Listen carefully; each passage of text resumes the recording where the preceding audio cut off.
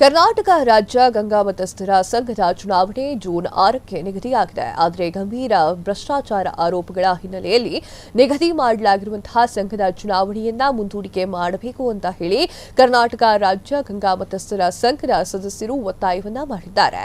ಗಂಗಾ ಮತಸ್ಥರ ಸಂಘದಲ್ಲಿ ನಡೆದಿರುವಂತಹ ಅಕ್ರಮಗಳ ಬಗ್ಗೆ ಆಡಳಿತಾಧಿಕಾರಿ ವಿದ್ಯಾರಾಣಿ ಅವರು ಪಾರದರ್ಶಕವಾಗಿ ವರದಿಯನ್ನ ನೀಡಿ ಕ್ರಮಕ್ಕೆ ಶಿಫಾರಸು ಮಾಡದಿದ್ದರೂ ಸಹಕಾರಿ ಸಂಘಗಳ ಉಪನಿಬಂಧಕರಾಗಿರುವಂತಹ ಸಲೀಂ ಅವರು ಯಾವುದೇ ಕ್ರಮವನ್ನ ಕೈಗೊಳ್ಳದಿರುವುದು ಸಾಕಷ್ಟು ಅನುಮಾನಗಳಿಗೆ ಎಡೆಮಾಡಿಕೊಟ್ಟಿದೆ.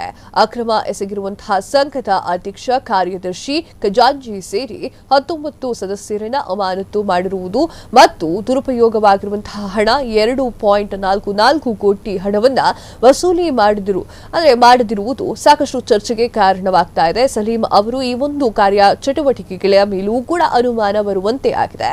ಗಂಗಾ ಮತಸ್ಥ ಸಂಘದಲ್ಲಿ ನಡೆದಿರುವಂತಹ ಭ್ರಷ್ಟಾಚಾರದಿಂದ ಹಿಂದುಳಿದ ಸಮುದಾಯದ 20 ಲಕ್ಷ ಮಂದಿಗೆ ಅನ್ಯಾಯ ಆಗ್ತಾ ಇದೆ. ಈ ವಿಚಾರವಾಗಿ ಸಹಾಯಕ ಸಚಿವರಾಗಿರುವಂತಹ ಕೆಎನ್ ರಾಜಣ್ಣ ಅವರು ಪ್ರವೇಶ ಮಾಡಬೇಕು, ಪಾರದರ್ಶಕ ಚುನಾವಣೆಗಾಗಿ ಕ್ರಮವನ್ನ ಕೈಗೊಳ್ಳಬೇಕು, ತಪ್ಪಿತಸ್ಥರ ವಿರುದ್ಧ ಕ್ರಮವನ್ನ ಜರುಗಿಸಬೇಕಂತ ಹೇಳಿ ಗಂಗಾಮತ ಸಮಾಜದ ಹಿತಚಿಂತಕರಾಗಿರುವಂತಹ ಗುಂಡು ಐನಾಪುರ ಅವರು ಒತ್ತಾಯವನ್ನು ಕೂಡ ಮಾಡಿದ್ದಾರೆ. ಎಸ್ ವೀಕ್ಷಕರೇ, ರಾಜ್ಯ ಗಂಗಾ ಮತಸ್ಥರ ಸಂಘದ ಭ್ರಷ್ಟಾಚಾರ ಮಾಡಿದ ಅಧ್ಯಕ್ಷ, ಉಪಾಧ್ಯಕ್ಷ ಮತ್ತು ಕಾರ್ಯದರ್ಶಿ ನಿರ್ದೇಶಕರ ವಜಾಗೆ ಆಗ್ರಹಿಸಿ ನಾವು ಹಲವಾರು ಬಾರಿ ಇವ್ರ ಮೇಲೆ ಕಂಪ್ಲೇಂಟ್ ಮಾಡಿದ್ರು. ನಮ್ದಲ್ದೇ ಆಡಳಿತಾಧಿಕಾರಿಗಳು ಇವರು ತಪ್ಪಿತಸ್ಥರು, ಇವರು 2,42,00,000 ಸಮಾಜ ಕಟ್ಟಬೇಕು, ಇವ್ರ ಮೇಲೆ ಕ್ರಿಮಿನಲ್ ಕೇಸ್ ಹಾಕಬೇಕು, ಜೊತೆಯಲ್ಲಿ ಇವ್ರು ದಂಡ ಕಟ್ಟಬೇಕಂತಕ್ಕಂಥ ವಿದ್ಯಾರಾಣಿ ಮೇಡಮ್ ಅಂತಕ್ಕಂಥವರು ವರದಿ ಕೊಟ್ಟರು ಕೂಡ ಇನ್ನೂವರೆಗೂ ಇವ್ರ ಮೇಲೆ ಯಾವುದೇ ಕಾನೂನಾತ್ಮಕ ಕ್ರಮ ಜರುಗಿಸಿಲ್ಲ. ಮಳಿಗೆಯಿಂದ ಬಂದಂಥ ಅಡ್ವಾನ್ಸು 52 ಲಕ್ಷ, ಮತ್ತು ದೇಣಿಗೆಯಿಂದ ಬಂದಿರತಕ್ಕಂಥದ್ದು 54 ಲಕ್ಷ, ಮತ್ತು ಸದಸ್ಯತ್ವ ನೋಂದಣಿ ಇದಿರ್ತಕ್ಕಂಥದ್ದು 1,61,00,000. ಇಷ್ಟು ಅಮೌಂಟ್ ಎಲ್ಲನೂ ಇವರು ಹಗರಣ ಮಾಡಿಬಿಟ್ಟು ತಿಂದು ಪ್ರೂವ್ ಆಗಿದೆ. ಸರ್ಕಾರದ ಅಧಿಕಾರಿಗಳೇ ಇವತ್ತು ಕೊಟ್ಟಿದ್ದಾರೆ ಇವರು ತಪ್ಪಿತಸ್ಥರು ಅಂತ. ಅಂದರೂ ಅವ್ರ ಮೇಲೆ ಯಾವುದೇ ಕಾನೂನಾತ್ಮಕ ಕ್ರಮ ತಗೊಳ್ಳದೆ ಮತ್ತು ಈ ದುಡ್ಡನ್ನು ಭರಿಸದೆ ಇವಾಗ ಎಲೆಕ್ಷನ್ ಘೋಷಣೆ ಮಾಡ್ತಾ ಇದ್ದಾರೆ. ಸೊ ನಾವು ಹೇಳ್ತಕ್ಕಂಥದ್ದು, ಈ ತಪ್ಪಿತಸ್ಥರು ಅಂತಕ್ಕಂಥ ಸ್ಥಾನದಲ್ಲಿ ನಿಂತಂಥ ಇವರೆಲ್ಲರನ್ನೂ ಅಮಾನತು ಮಾಡಿ ಅಂತ ನಮ್ಮದು ಆಗ್ರಹ ಇದೆ ಇವತ್ತೆಲ್ಲ ಸಮಾಜ. ಯಾಕಂತಂತಂದರೆ ನಮ್ಮದು ಸ್ವಾತಂತ್ರ್ಯ ಪೂರ್ವವಾಗಿ 1929ನೇ ಇಸ್ವಿಯಿಂದನೂ ಬಂದಿರ್ತಕ್ಕಂಥದ್ದು ನಮ್ಮ ಕರ್ನಾಟಕ ರಾಜ್ಯ ಗಂಗಾ ಮತಸ್ಥರ ಸಂಘ. 20 ಲಕ್ಷ ಜನಸಂಖ್ಯೆಗೆ ಆಗ್ತಾ ಇದೆ ಅನ್ಯಾಯ. ಈ ಅನ್ಯಾಯನ ಯಾರು ಸರಿದೂಡಿಸ್ಬೇಕು? ನಮ್ಮ ಸಮಾಜದಿಂದ ಸದಸ್ಯರು ಎಷ್ಟೋ ಜನ ಕಂಪ್ಲೇಂಟ್ ಕೊಟ್ಟರು. ಈಗ ಆಡಳಿತಾಧಿಕಾರಿ ಇದ್ದಾರಲ್ಲ, ಅವ್ರ ಮೇಲೆ DR ಅಂತ ಇದ್ದಾರೆ. ಆ DR ಕಣ್ಣು ಮುಚ್ಕೊಂಡು ಕೂತಿದ್ದಾರೆ. ಏನು ಮಾಡ್ತಾ ಇದ್ದಾರೆ ಅವರು?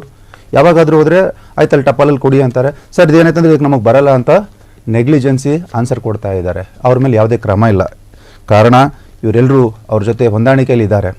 ಸೊ ಕಾನೂನು ಬಾಹಿರ ಇಷ್ಟೆಲ್ಲ ಕಾರ್ಯಚಟುವಟಿಕೆ ಮಾಡಿ 2,44,00,000 ಹಗರಣ ಮಾಡಿದ್ರು ಅವ್ರ ಮೇಲೆ ಕ್ರಮ ಇಲ್ಲ.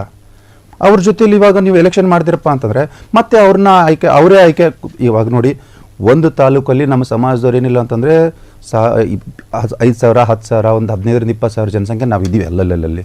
ಇವ್ರಿಗೆ ಬೇಕಂಗೆ ಇವರು ಕಾನೂನು ಬಾಹಿರವಾಗಿ ಬೈಲ ತಿದ್ದುಪಡಿ ಮಾಡ್ಕೊಂಡು ಕೇಸಿ ಮತ್ತು ಇವಾಗ ಅವ್ರಿಗೆ ಸಪೋರ್ಟಿವ್ ಆಗಂಗೆ ಒಂದೊಂದು ತಾಲೂಕಲ್ಲಿ 2, 3 ಜನನೋ 8 ಜನನೋ ಈ ಥರ ಅವ್ರಿಗೆ ಬೇಕಾದವ್ರನ್ನ ಇಟ್ಕೊಂಡು ಸಾವಿರಾರು ಸದಸ್ಯರದ ಸದಸ್ಯತ್ವವನ್ನು ರದ್ದು ಮಾಡಿದ್ದಾರೆ. ಸೊ ಆ ಕುತಂತ್ರದಿಂದ ಇವರು ಮತ್ತೆ ಅಧಿಕಾರಕ್ಕೆ ಬಂದರೆ ಸಮಾಜ ಅಧೋಗತಿಗೆ ಹೋಗುತ್ತೆ.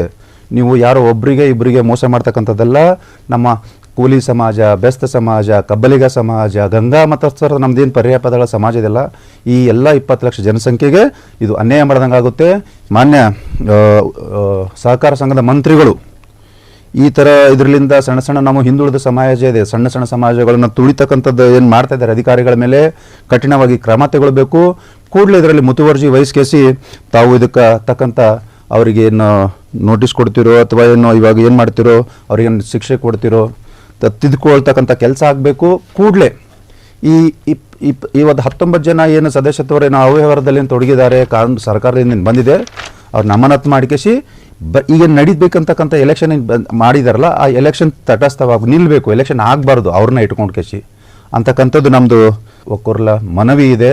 ಕೂಡಲೇ ಸರ್ಕಾರ ಇದರಲ್ಲಿ ಮುತುವರ್ಜಿ ವಹಿಸಿ ಸಮಾಜಕ್ಕೆ ನ್ಯಾಯ ಕೊಡ್ತಕ್ಕಂಥ ಕೆಲಸ ಆಗಬೇಕಂತಕ್ಕಂಥದ್ದು ನಮ್ಮೆಲ್ಲರ ಧೋರಣೆ ಇದೆ. ಕರ್ನಾಟಕ ರಾಜ್ಯ ಗಂಗಾ ಮತಸ್ಥರ ಸಂಘದ ಭ್ರಷ್ಟಾಚಾರ ಮಾಡಿದ ಅಧ್ಯಕ್ಷ, ಉಪಾಧ್ಯಕ್ಷ ಮತ್ತು ಕಾರ್ಯದರ್ಶಿ ನಿರ್ದೇಶಕರ ವಜಾಗೆ ಆಗ್ರಹಿಸಿ ಕ್ಷಣ ಕ್ಷಣದ ಸುದ್ದಿಗಳಿಗಾಗಿ ಫ್ರೀಡಂ ಟಿವಿ ಸಬ್ಸ್ಕ್ರೈಬ್ ಮಾಡಿ, ಲೈಕ್ ಮಾಡಿ ಹಾಗೂ ಫಾಲೋ ಮಾಡಿ. ಹೊಸ ಸುದ್ದಿಗಳ ನೋಟಿಫಿಕೇಶನ್ಗಾಗಿ ಬೆಲ್ ಐಕಾನ್ ಮೇಲೆ ಕ್ಲಿಕ್ ಮಾಡಿ.